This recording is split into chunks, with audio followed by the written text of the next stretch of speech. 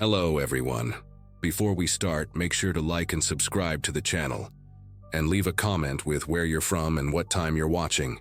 That way, YouTube will keep showing you stories just like this one. Now, let's begin.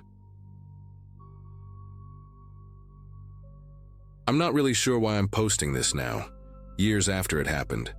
Maybe it's just been eating away at me more than I thought. Back in 2017, I was a junior at Mayridge High School, tiny town, somewhere outside Terre Haute, Indiana. Everyone kind of knew everyone, and if they didn't know you personally, they at least knew what car your dad drove or where your grandma lived. I was your average kid, nothing special. Got decent grades, played JV baseball, worked part-time at a feed store off Route 36. Life was boring in that comfortable small-town way. That is, until the day Dylan Marner's shed exploded. Dylan was, well, kind of a ghost. He was in my grade, but I barely ever heard him speak. Pale, skinny kid with these constantly twitchy hands and thick glasses that always slipped down his nose. Always wore long sleeves, even in May when it hit 80. People said he was weird, and yeah, he was, but not in a creepy way, just kind of distant. I don't think he had a single close friend. He'd eat lunch in the tech lab, and rumor was he got bullied hard in middle school and just never bounced back. I had 3 classes with him, but I don't remember him ever making eye contact, not once. The day of the explosion was a Thursday. I remember it clearly because we were all supposed to have an extended homeroom that day for some dumb pre-assembly prep. I was walking to school when I saw a plume of smoke coming from the north end of town. At first I thought maybe someone was burning trash.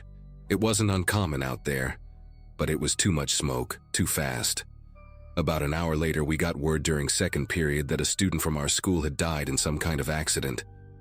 Nobody said who right away, but by lunch people were whispering, Dylan Marner, shed explosion, freak accident. At first it was just shock. A few people cried, but most were just confused. The story going around was that he'd been messing with fireworks and it went bad. I didn't really question it.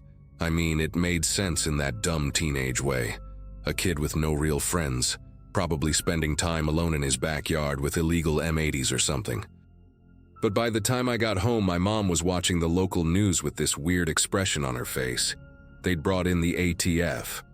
And not just to check on fire safety, something about suspicious materials found at the scene. That's when the pit started forming in my stomach. By the next morning, everything changed.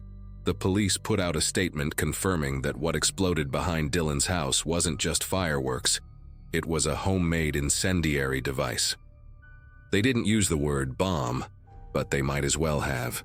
And that's when the town shifted from sad to scared. No one really knew what to do with that information. I remember sitting in third period when Officer Grant, our school resource cop, came in and pulled 2 students out of class. Then 4 more, then a teacher. Everyone was buzzing. No one could focus.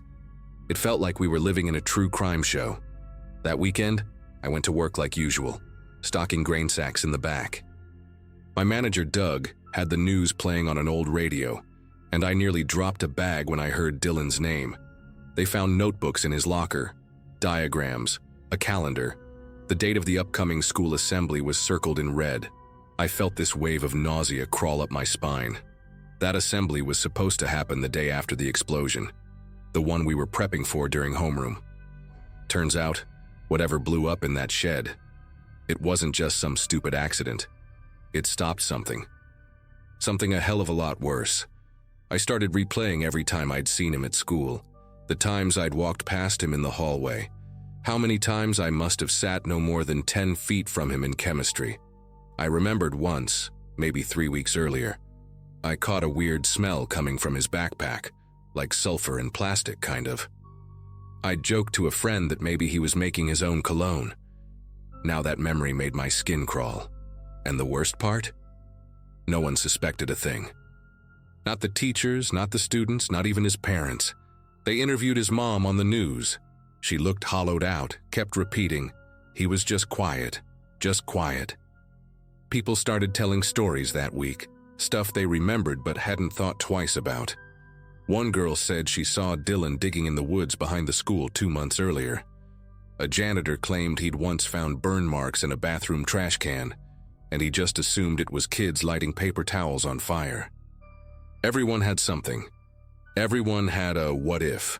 What if the explosion happened a day later? What if the device had worked? What if we were all sitting in that gym when it went off? You could feel it in the air, this collective realization that we'd all brushed up against something terrible, and none of us even noticed.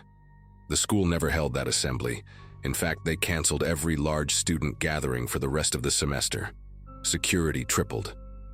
Metal detectors went up at both entrances, and they started checking backpacks randomly. They brought in grief counselors, but no one really went. What do you even say about something like that? We weren't mourning a friend. We were mourning the idea that someone we barely noticed had almost turned into a monster. That maybe, if things had gone just slightly differently, Mayridge High would be on a very different map. I had a hard time sleeping for weeks. Not because I missed Dylan, but because I couldn't stop thinking about how fragile everything really is. How one quiet kid with too much time and no support can build something so deadly in a backyard shed without anyone noticing. I started walking around campus differently after that, scanning faces, reading body language, just watching. Paranoia settled into all of us. And the worst part? The guilt. Not because we bullied him, most of us didn't, but because we didn't see him at all. He was invisible, and he almost took us with him. Eventually, things went back to normal. The metal detectors stayed. The whispers died down. But I never looked at sheds the same way again, or fire, or those quiet loner types who sit in the back of class and keep to themselves. That sounds messed up, I know.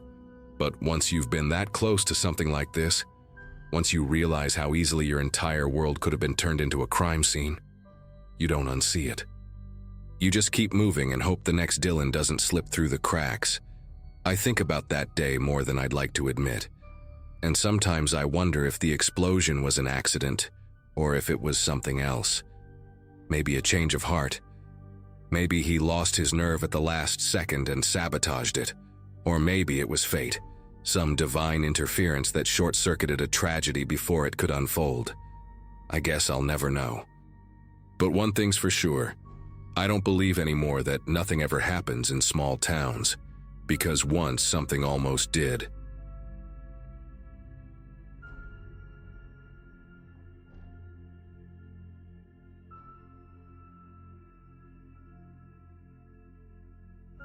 I grew up in a quiet stretch of rural Tennessee, the kind of place where folks wave from their porches, and everyone knows who owns which dog. Back then, I was 19 and still living at home after dropping out of community college. I helped my uncle with odd jobs, mainly roofing and junk hauling, and most of my free time was spent fixing up my old Bronco in the garage or drinking cheap beer with friends by the river. Nothing ever really happened around here. At least not the kind of thing you'd expect to make headlines. That changed in the fall of 2009, when the Caldwell family story shook the whole county. The Caldwells lived 2 houses down from us. Their home was set way back from the road, barely visible through a line of scraggly pines. Roy Caldwell was the father. Big guy, construction boots always on, real quiet type. His wife Melissa used to work the register at the Feed and Seed before she got laid off. They had 2 kids, but by the time all this happened, only the youngest, Emma, still lived there. She was 11, small for her age with these wide, pale eyes that made you feel like she saw more than she should. I didn't know them well, just the usual wave when you pass someone on the gravel road. But I remember always getting this strange heaviness in my chest whenever I walked by their mailbox. Like something was off. Then came the day the sirens broke the silence. I remember it like it was yesterday. I was in the backyard cutting plywood when the sheriff's SUV flew past our house, kicking up dust and gravel, then an ambulance, then another cruiser.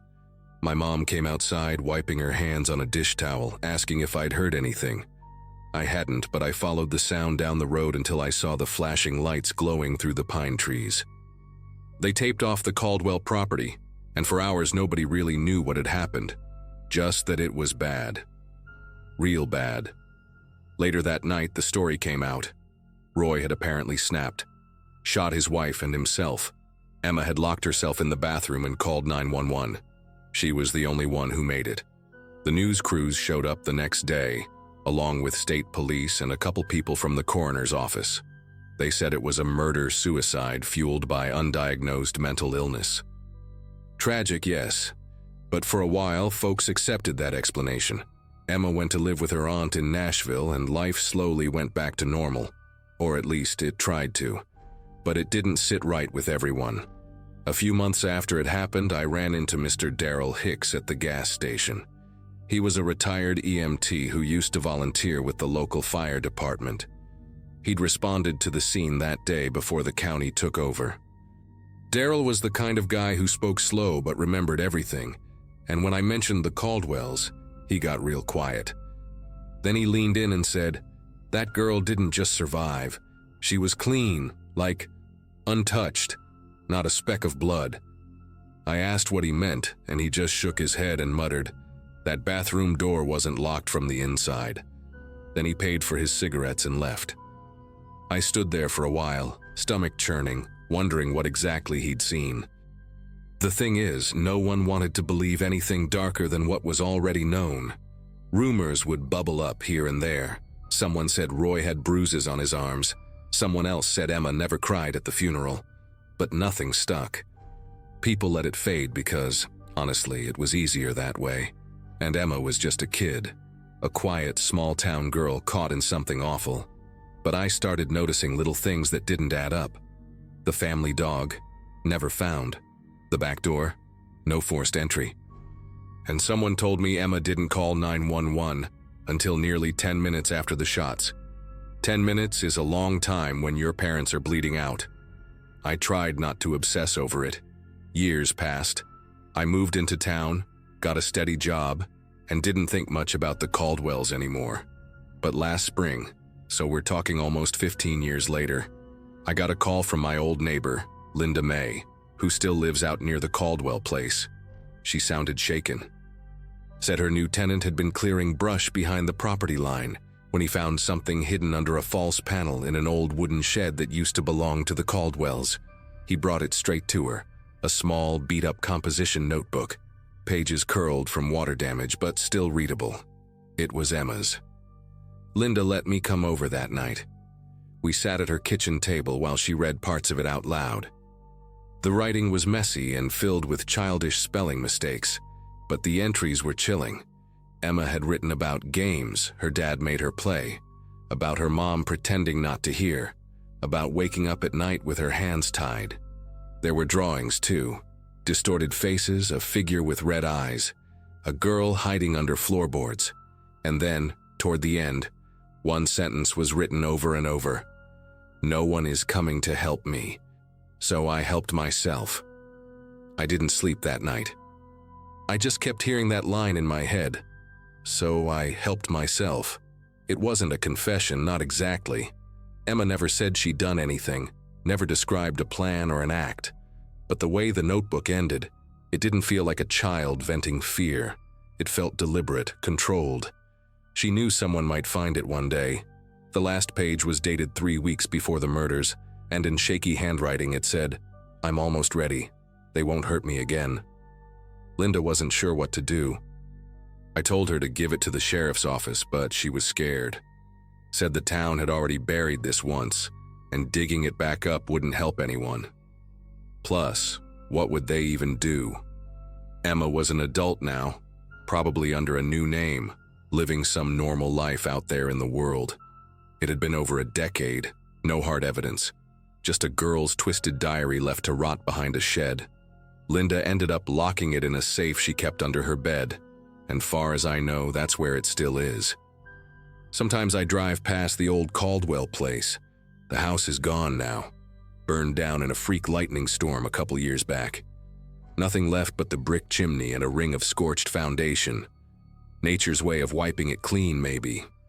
But every time I pass that stretch of road, I get that same heavy feeling in my chest, like something's still watching from the trees. I try not to think about what really happened that day, about what Emma might have done or what she might have endured. But deep down, I think she meant for that notebook to be found. And maybe that's the worst part, because I can't decide which is more terrifying, that an abused little girl took matters into her own hands, or that someone so young, so quiet, so seemingly broken could have orchestrated something so cold, so final. Either way, it changed the way I look at people forever. You never really know what someone's capable of, especially the ones who seem like they need the most protection.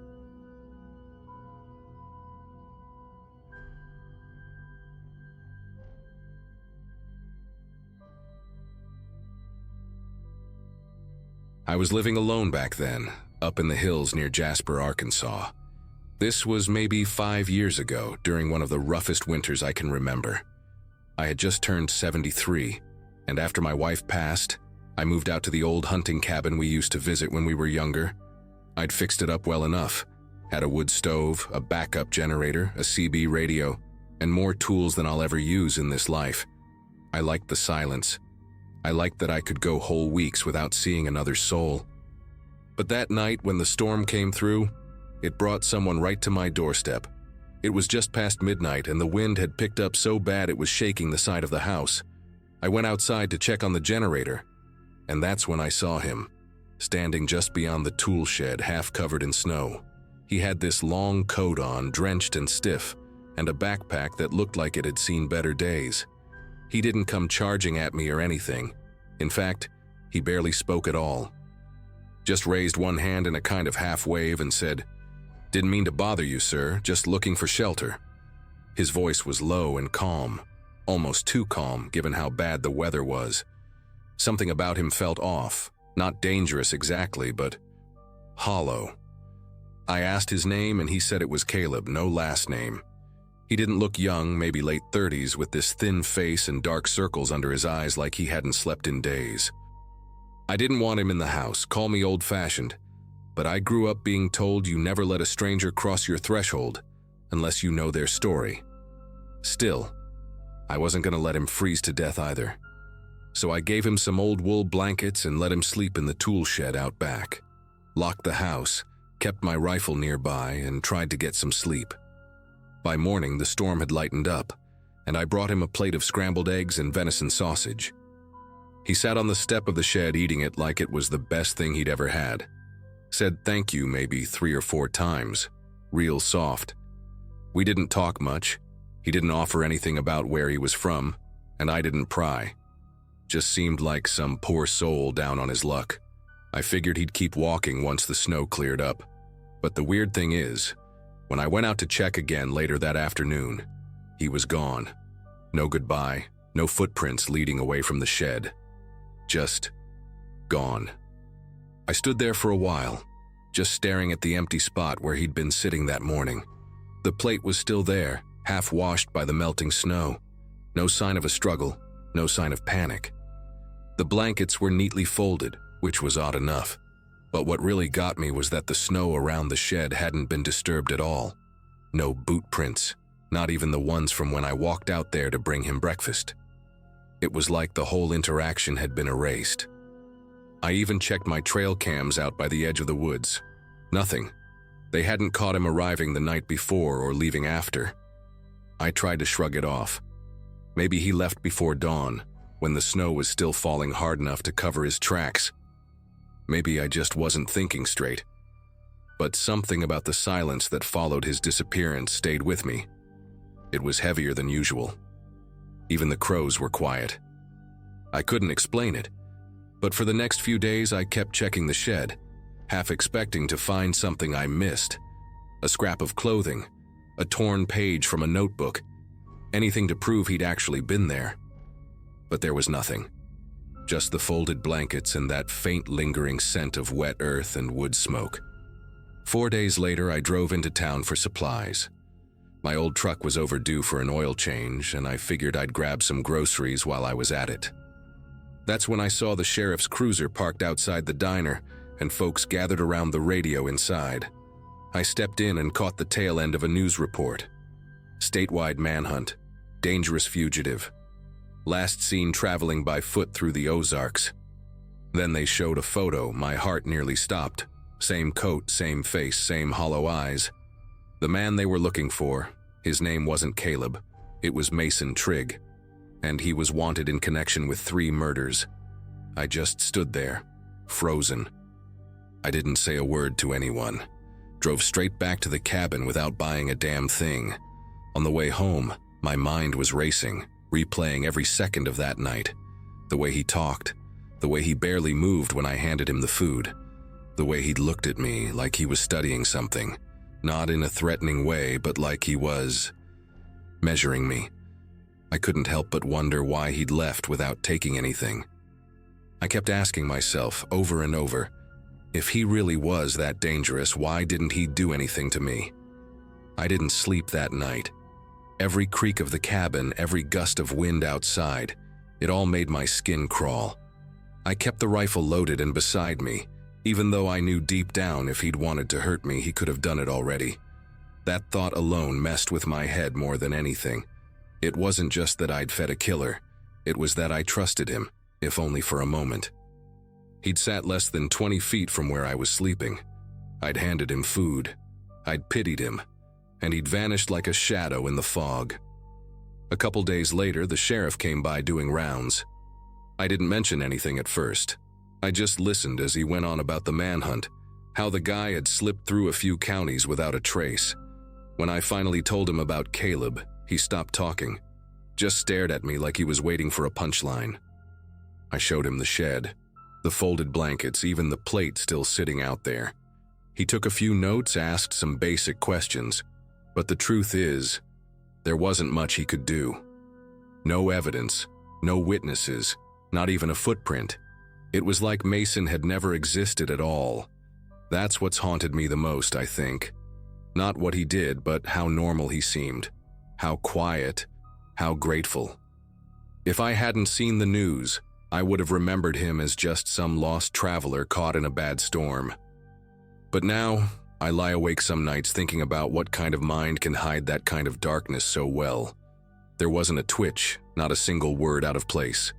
He didn't flinch when I brought up the news on the radio the next morning. He just smiled a little and said, "I've always hated the cold." After that week, I put a lock on the shed. It's rusted shut now. I don't go in there anymore. Haven't touched the blankets. Haven't thrown away the plate. I don't even know why. Maybe part of me feels like if I disturb it, he'll come back. And not as a stranger asking for shelter. Just as what he really was. I know I'll probably never get an explanation. I've made peace with that. But if there's one thing I've learned since that night, it's that evil doesn't always show up with a bang or a scream. Sometimes it knocks gently and says thank you when you hand it a plate of food.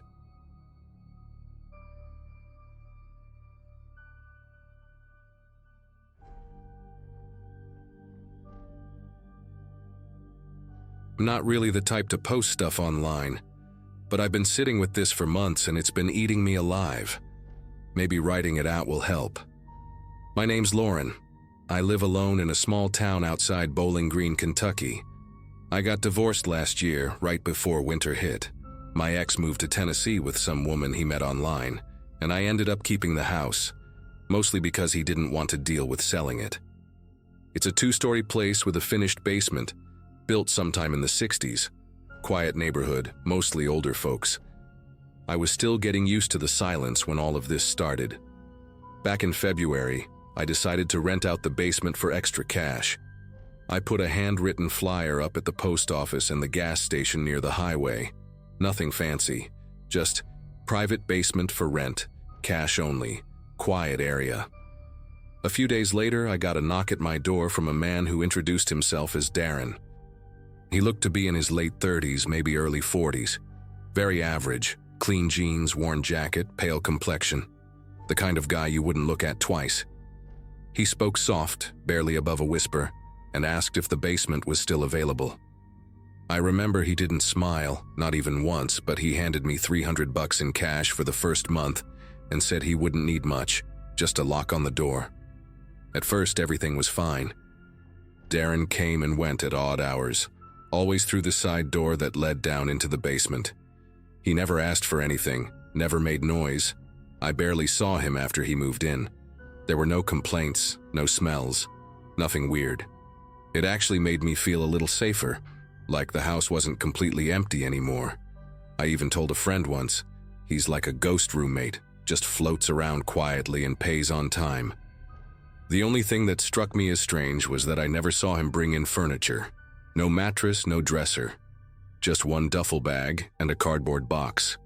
I figured maybe he liked sleeping on the floor or had one of those inflatable beds. Didn't seem like my business to pry. A few weeks went by, and that's when my dog Millie, she's a 9-year-old border collie mix, started acting funny. Every night around 11, she'd pace in circles in the living room, stare at the basement door, then whine and try to nudge me toward the hallway. At first I thought maybe she needed to go out, but whenever I opened the door to the basement, she'd freeze. Ears back, tail tucked, just trembling. One time she even growled, real low and steady. She's never been aggressive a day in her life. I brushed it off at first, told myself maybe Darren had a weird smell or something. But then I started hearing it too. These dull, rhythmic thuds coming from beneath the floor, like something heavy was being dropped in slow intervals, always after midnight. Never any voices, just thuds. I told myself not to overthink it. It was probably Darren moving things around. Maybe he worked night shifts or had insomnia. But the sounds didn't feel normal. They weren't like footsteps or furniture scraping. It was always the same. One solid thud, a pause, then another. Sometimes it stopped after a few minutes, sometimes it went on for over an hour. I started leaving the TV on just to drown it out, but that made it worse somehow. It felt like the silence between the noises was stretching longer, like something was waiting. One night I stood by the basement door with my hand on the knob for almost 10 minutes, heart racing, trying to convince myself to go down there. But I didn't, not yet. It all came to a head about a month after he moved in. Darren hadn't been around for a couple days, or at least I hadn't heard him. His truck wasn't parked outside like usual, and he hadn't left the rent for March. Millie had stopped pacing by the basement door, which I thought was a good sign at first, until I realized she was avoiding it completely, wouldn't even go into the kitchen if the basement door was open. That's when the smell started. It wasn't strong, just this faint metallic, almost sweet odor that came and went. I couldn't tell if it was real or just in my head, but it made my stomach turn. So finally, I worked up the nerve, grabbed a flashlight, and went down. The basement looked empty. I mean, completely empty. No bed, no clothes, no toothbrush, nothing. Just this musty air and a faint hum from the little dehumidifier I'd left down there months ago. At first, I thought maybe Darren had skipped out without telling me, but then I noticed two things that didn't fit. One, there was a camcorder on a tripod pointed straight up at the ceiling. It wasn't recording anymore, but the red standby light was still blinking. Two, there was a small black mini fridge in the corner, padlocked shut with a thick silver lock. That fridge hadn't been there when he moved in. It looked new. I didn't touch anything, just stood there in the stillness, heart pounding, listening to that stupid dehumidifier hum while Millie barked like crazy upstairs. I called the sheriff's department the next morning. I didn't know what to say, just that my tenant had disappeared and left behind some weird stuff in the basement. They sent out a deputy and 2 officers. The moment they opened that fridge, everything changed. Inside were stacks of old Polaroid photos bundled with rubber bands. Dozens of them. Not a single one showed my basement. They were all taken in different places, mostly motel rooms it looked like. Every photo had a person in it, sometimes just a hand or the back of someone's head, but always with a timestamp written in blue ink. Some had writing on the back. A few had names. I only saw a couple before the officer shut the fridge and told me I needed to step outside. The police asked me 100 questions I didn't have answers to. How long had Darren been living there? Had I seen him with anyone? Did I know where he worked? I didn't even have a last name for him. All I had was a first name and a wad of rent cash that had probably passed through 20 hands before his. The camcorder had one SD card inside. They bagged it up immediately, wouldn't even let me look at it. All they told me was that it had long recordings, whatever that means. They took the fridge too, padlock and all, and told me someone from the state police would be in touch. That was the last real update I got. A week later, a detective named Fletcher called to say they were still sorting things out. He said the photos weren't connected to any local missing persons cases, at least none they could confirm. Some of the images were too damaged to process, and others were under analysis. When I asked what that meant, he just told me not to worry, that I hadn't done anything wrong. But that's the thing. I felt like I had. Like I'd let something into my home that never should have been here. I started double-locking every door. I couldn't sleep in my bedroom for weeks. I'd sit in the living room with Millie, both of us staring at that basement door, even though it was empty again. About 2 months later, I got a letter from the county sheriff's office. It was short. Basically said the case had been transferred to another agency and that there was no ongoing threat to my safety. That phrase, no ongoing threat, it stuck with me. No mention of Darren, no explanation of the photos. Nothing about the camcorder. I asked around town, but no one remembered seeing him. It's like he showed up just long enough to leave something behind, then vanished. I even went back to the gas station where I put the flyer up. The clerk said he might have seen someone take one down, but couldn't remember what the guy looked like. That didn't help. I ended up sealing the basement door shut. I had a contractor come in and bolt it from the inside, then close it up with drywall. It's like it was never there. I couldn't take the feeling of that space beneath me anymore, like it was breathing when I slept. I haven't rented it again, never will, and even now sometimes I swear I hear Millie pacing at night, like she's remembering too. I still don't know what Darren really wanted or what those Polaroids meant, but every now and then, when I'm scrolling online or watching the news, I see a face that looks familiar. And I wonder if I've seen them before, or if maybe, just maybe, they were in that fridge.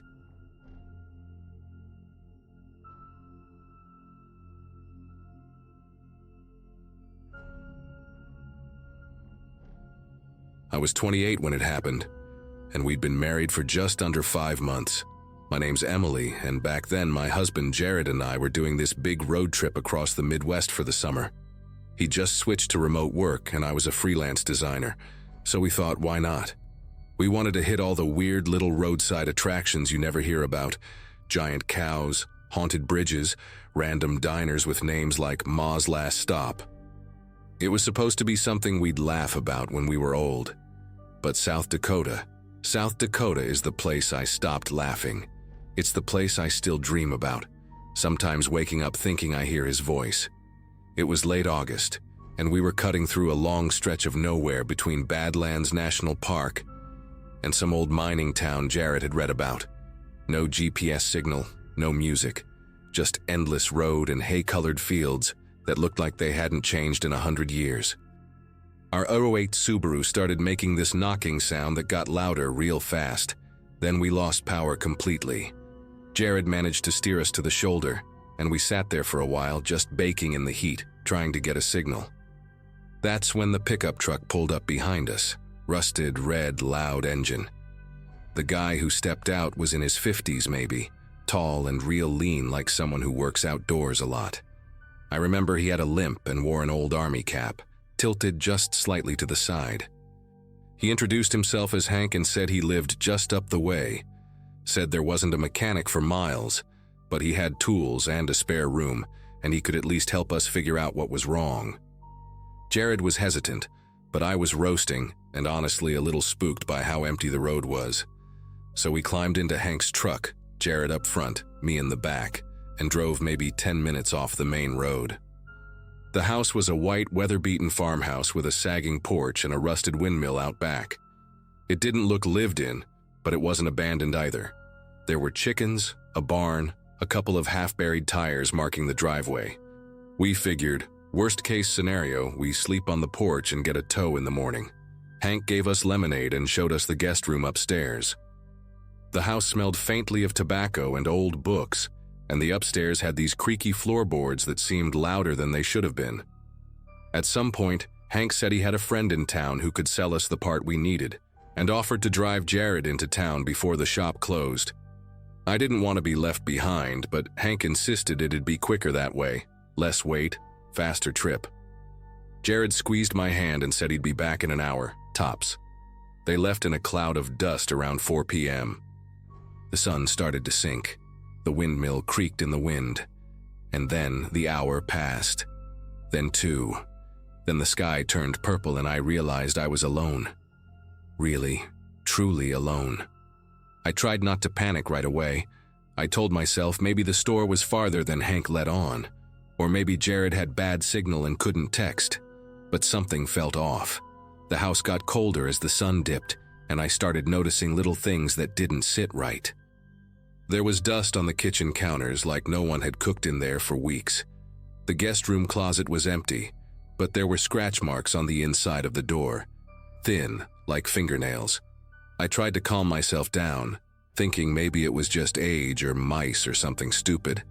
But the more I looked around, the more the house felt staged, like a model home, dressed up just enough to seem real from a distance. By the time it got fully dark, I was pacing. I opened the front door just to see if maybe they'd pulled back up without me hearing, but the driveway was still empty, and there were no headlights on the road, no tire marks on the gravel, like the truck had never been there. I stepped out onto the porch and called Jared's name, just once. My voice sounded too loud in the open air, like it didn't belong. Then I heard the floorboards behind me creak. I turned, expecting maybe it was Hank, finally back. But it wasn't. It was just the house settling. Or at least that's what I told myself. I went back inside and tried calling Jared again, but the call wouldn't go through. I had no signal, no Wi-Fi, and no idea what to do next. That's when Hank came back, but he was alone. He stepped through the door like nothing was wrong, wiped his boots on the rug and said he changed his mind. Just like that. No explanation, no apology. Just those 4 words. And then he went into the kitchen and started heating up something on the stove like this was normal. I just stood there, completely frozen, because nothing about his face or voice gave any indication that he was joking. He acted like this was the natural order of things, like I should already understand. I asked him what he meant, and he just looked at me, real slow, and said, he left, decided not to come back. My heart was hammering in my chest, but I forced myself to stay calm. I nodded, said I needed air, and went out the back door. I didn't go back inside. I didn't grab my things. I ran. Through the field, past the windmill, not even knowing which way the road was. The dry grass tore at my legs and my lungs burned, but I kept running until I saw lights. Headlights. A patrol car pulled over, and I must have looked insane, barefoot and crying. But I managed to explain enough for the deputy to take me seriously. His name was Deputy Rowan. I'll never forget that. He had this stunned look on his face the entire ride back to the farmhouse. When we got back to the farmhouse, it was gone. I don't mean it burned down or anything like that. I mean it was gone. There was a patch of flattened grass where the house had been. No foundation, no porch, no barn, no chickens. Not even tire tracks. The deputy kept walking in circles like he expected it to materialize if he just looked hard enough. He radioed it in, but there was nothing to report. We drove up and down the nearby roads trying to find that red truck or any sign of Jared, but it was like they'd been erased. Rowan dropped me off at the nearest hospital after that. I stayed under observation for 2 nights while they ran every kind of test you can imagine. They thought maybe I was dehydrated. Maybe I had heat stroke or some kind of nervous breakdown, but I remember every detail. I remember the smell of Hank's flannel shirt when he walked past me. I remember the pattern on the kitchen tiles, little red diamonds with yellow flowers in the center. I remember the damn chickens, one with a limp and another missing most of its tail feathers. You don't make up details like that. Jared was declared missing. No leads, no sightings, nothing. I stayed with my sister in Minnesota after that, trying to move on, trying to not go insane. I didn't talk about it for years, not to anyone. Then 4 years ago, I got a call from a pawn shop owner in Idaho. Said he bought a small box of old jewelry from a man who looked like he'd been living rough, and one of the rings had an engraving inside. J&E, always. It was our wedding ring, Jared's. Same dent near the bottom from when he dropped it during our honeymoon. same scratch across the top. No doubt about it. The guy who sold it didn't leave a name. Said he found the box buried under a floorboard in a hunting cabin way out past the tree line. They didn't even have power out there. The ring was the only thing of Jared's they ever found. I don't know what happened out there. I don't know who Hank really was, or how that house vanished, or why Jared left behind the one thing he swore he'd never take off. But something unnatural happened that night. Something that doesn't fit into any police report or missing person file. I keep the ring now in a drawer by my bed, wrapped in a handkerchief. Some nights I think about going back to South Dakota, retracing our steps, finding that field again. But something tells me it wouldn't be there. Or worse, it would, and this time I wouldn't make it out.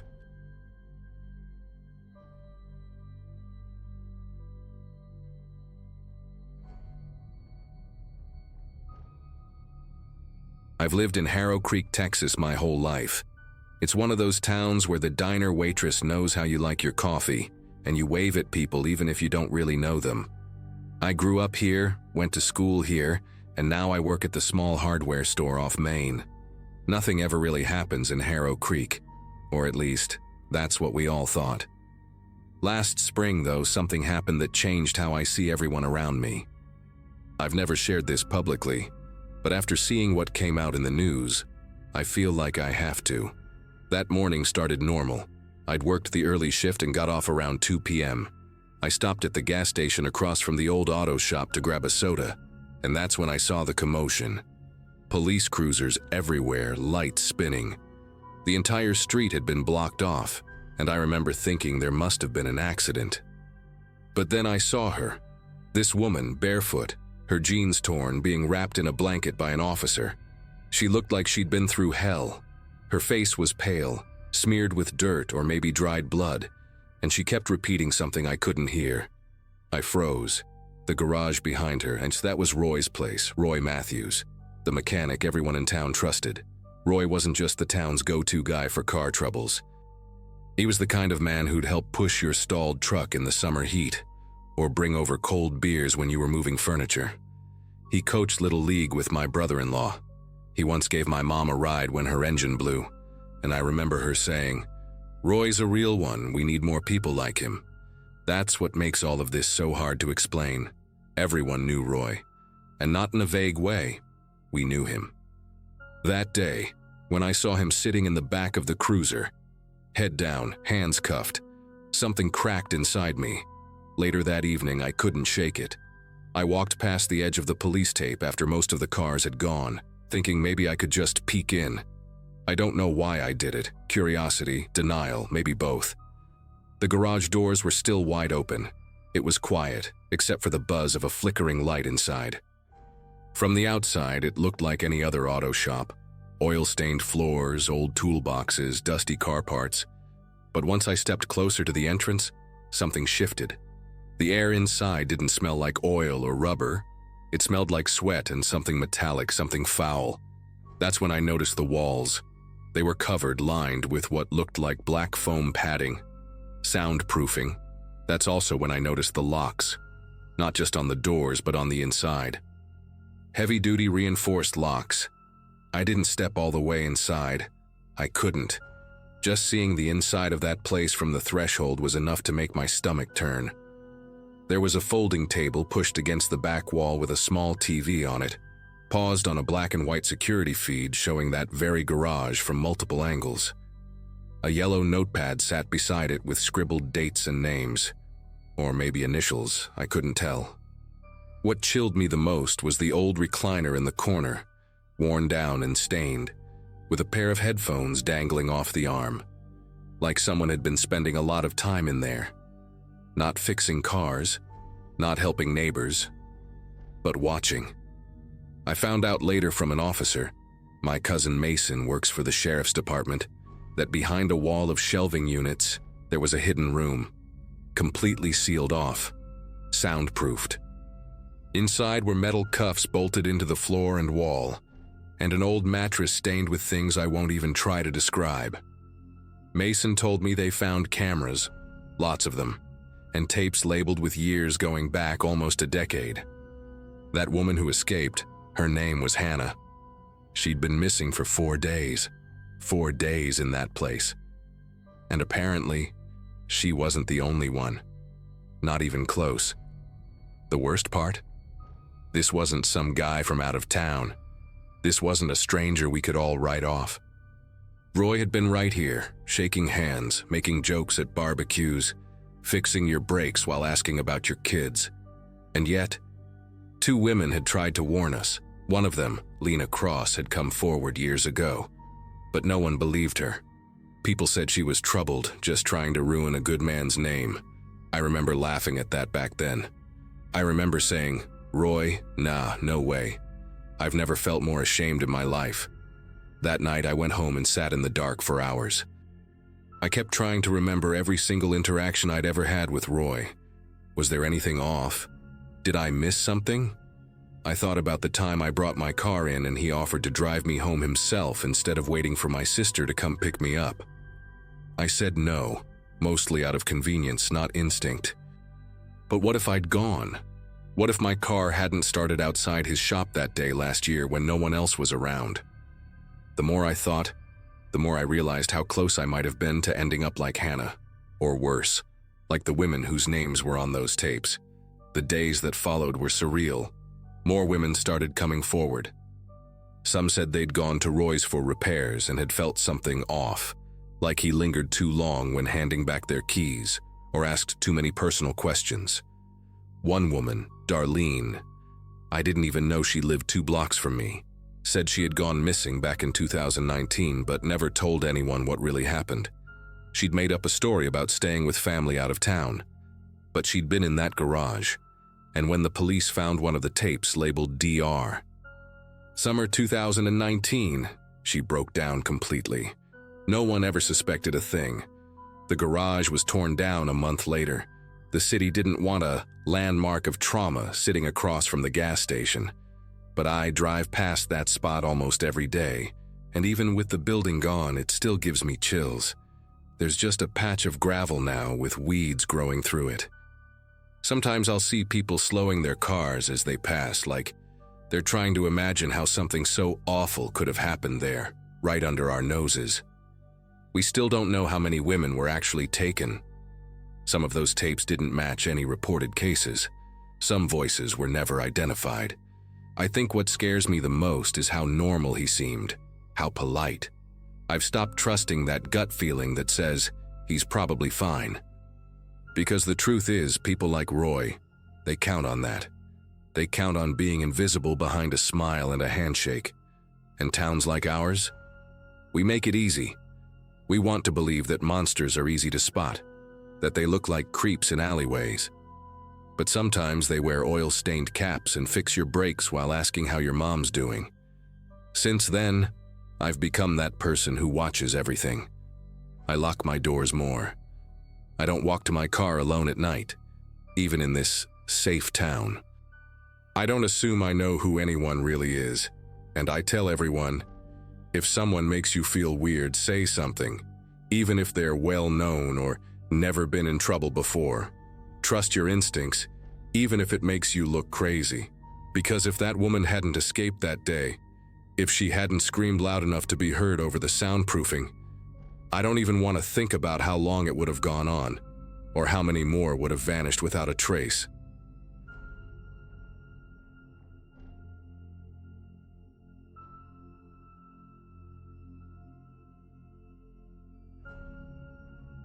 I don't know if writing this will help me process any of it, but here I am, putting it all down because I don't know what else to do. My name's Hannah, I'm 29, and I used to work the overnight shift at a 24-hour grocery store in a tiny town called Perry, Iowa.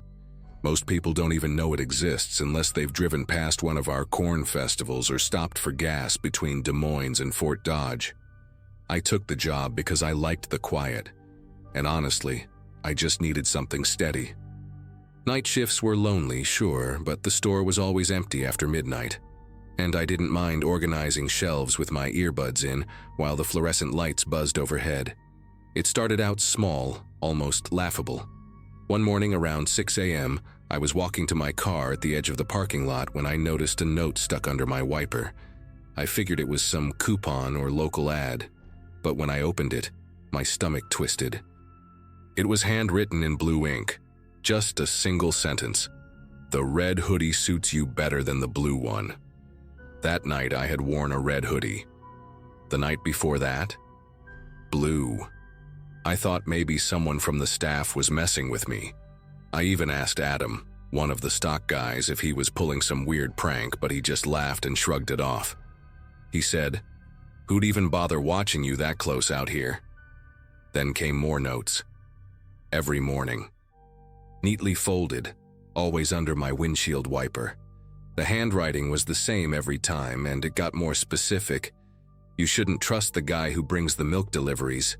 Or, "Why do you ignore the woman in aisle 3? I wasn't telling anyone anymore.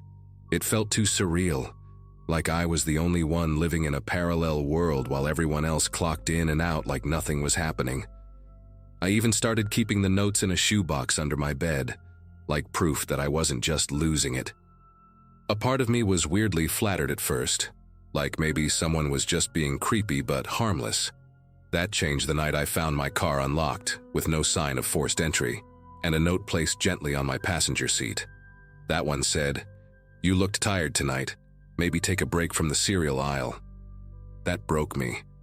I hadn't told anyone, but I'd sat down between 2 stacks of cereal boxes for a few minutes around 3:45 a.m. that night, just to rest my legs. The cameras didn't even catch that corner. I don't know why, but that was the first time I genuinely felt watched. Not in the paranoid way, but in the someone is close enough to breathe on you kind of way.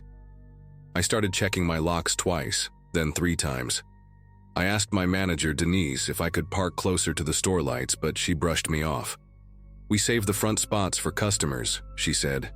"We never had more than 3 overnight customers anyway." A few nights later, I couldn't shake the feeling that something was different. The store felt colder, and not just because of the busted AC. There was this hum in the air, like a low vibration that you don't hear but feel in your bones. Around 2 a.m., I stepped out back to toss some broken down boxes into the dumpster. The alley behind the store opens up into a gravel lot that leads to the edge of the cornfields. That night, I caught something out of the corner of my eye, a shape far enough to be unrecognizable, but close enough that I knew it wasn't a tree or a shadow. It didn't move, just stood there. I stared for a solid 10 seconds, but the second I turned to head back inside, my neck tingled like I was being stared at. When I spun around, it was gone. No sound, no movement, just empty gravel and the rustle of corn stalks in the wind. I told myself I was just on edge, probably overthinking things after the notes. But then Adam came to me looking pale as hell, holding his phone. "You need to see this," he said. He'd been reviewing security footage from the previous night because someone had tampered with the delivery door.